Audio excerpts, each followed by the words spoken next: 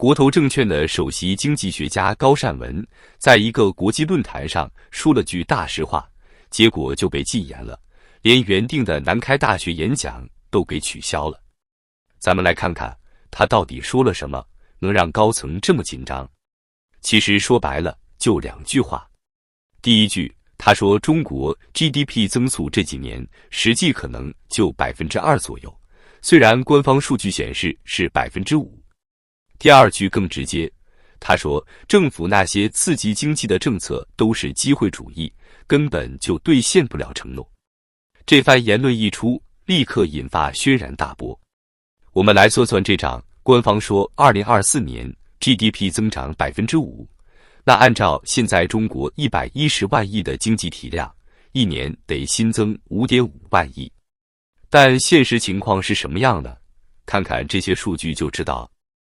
2024年上半年倒闭了105万家餐馆，全年保守估计得200万家。一个餐馆开一年，少说也得有个50万营业额吧，200万家就是1万亿没了。再看金融领域，2024年有199家中小银行注销，比前3年总和还多。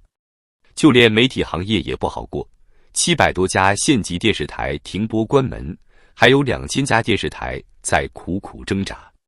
这些数据加起来，别说 5%， 能保住 2% 就不错了。但讲这些实话是要付出代价的。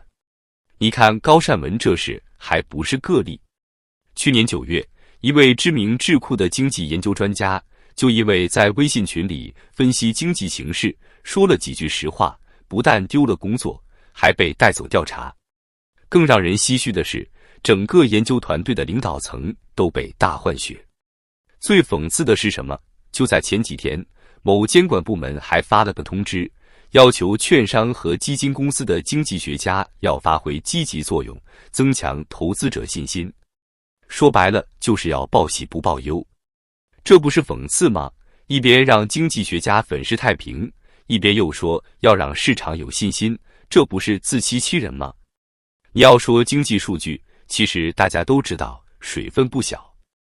有专家就说过，要看经济形势，得看3个指标：铁路货运量、用电量和银行贷款量。为什么？因为这3个数据相对真实。但现在连这些指标都在走低，经济到底有多困难，大家心里都清楚。我给大家再补充个数据：2024年国内电视制作行业几近瘫痪。一个电视台倒闭，背后牵连的可不只是电视台员工，还有大量的影视制作公司、广告公司、技术人员、群演等等。据业内人士透露，现在除了少数头部企业还能维持，其他中小制作公司基本都在苦苦支撑。看到这些数据，你们觉得高善文说的对吗？在当前这个经济形势下，谁还敢说真话？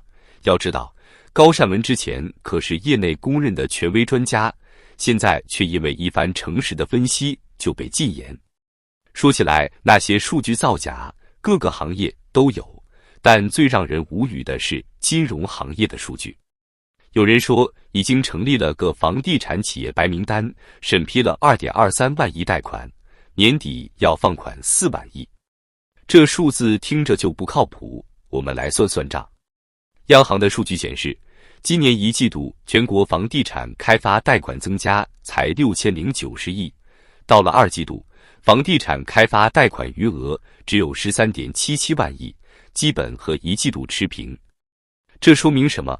说明第2季度几乎没放什么新贷款，到期的收回来多少，新放的就有多少。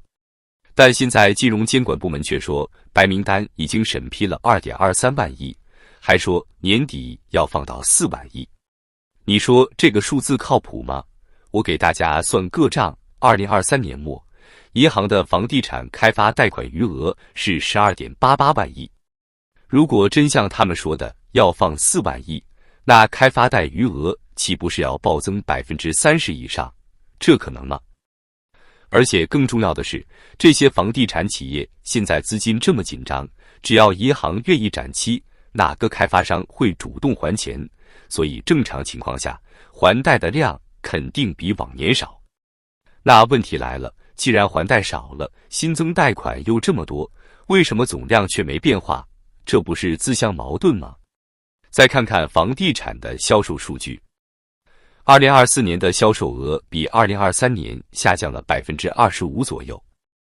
2023年全年成交11.6万亿，那2024年最多也就8.7万亿。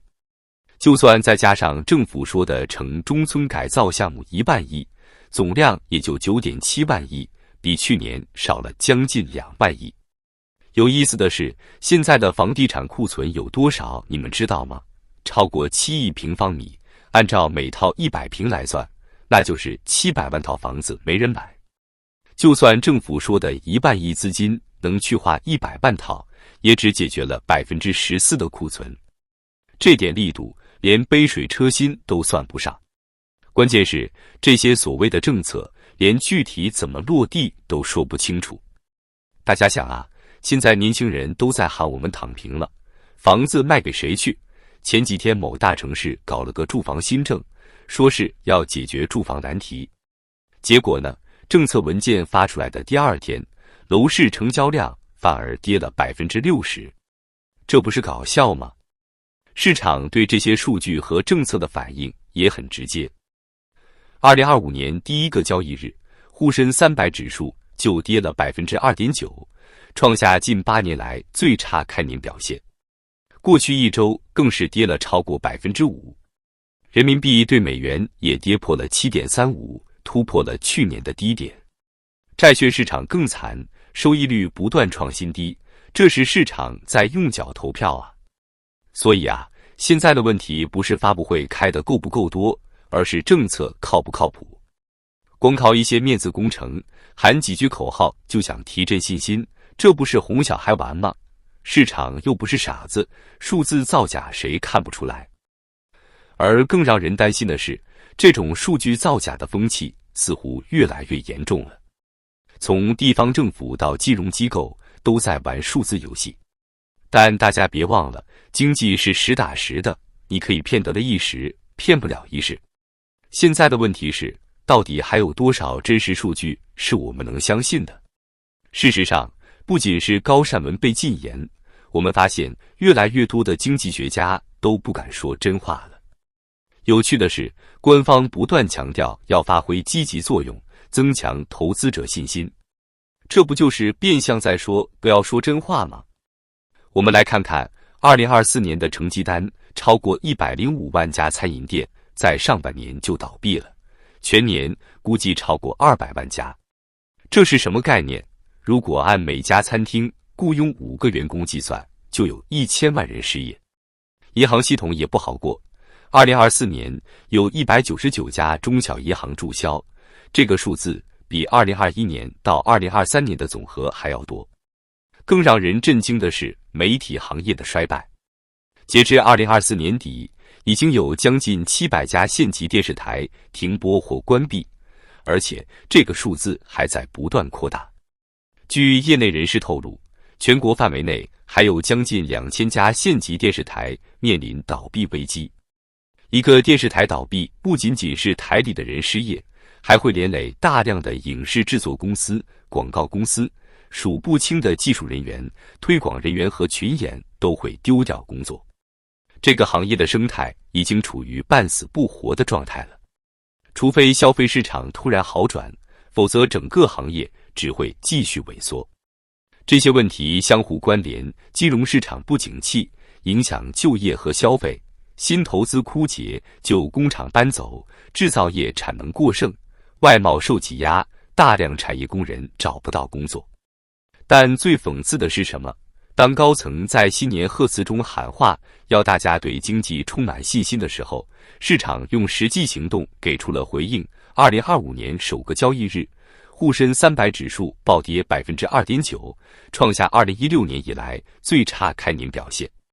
这一周更是累计下跌超过5%。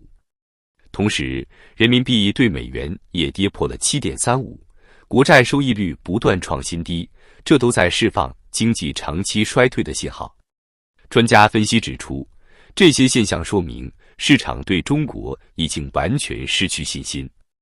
有趣的是，前段时间有一个300多亿的国企基建项目公开招标，结果无人问津。这说明什么？说明商界对现状完全丧失了信心，连稳赚不赔的政府项目都不敢接了。更严重的是，市场对未来的预期持续恶化，大量外资撤离，内资观望，消费持续低迷。年轻人对未来失去信心，不敢消费，不敢投资，选择躺平。这种恶性循环一旦形成，就很难扭转。现在的问题是，光靠粉饰太平是解决不了问题的。你可以禁止经济学家说真话，但这改变不了经济下滑的事实。可惜的是，现在的政策制定者似乎更在意面子工程，而不是真正解决问题。外界普遍认为，如果继续这样下去，2025年中国经济可能会面临更大的挑战。这种情况下，谁还敢说真话？谁还敢指出问题？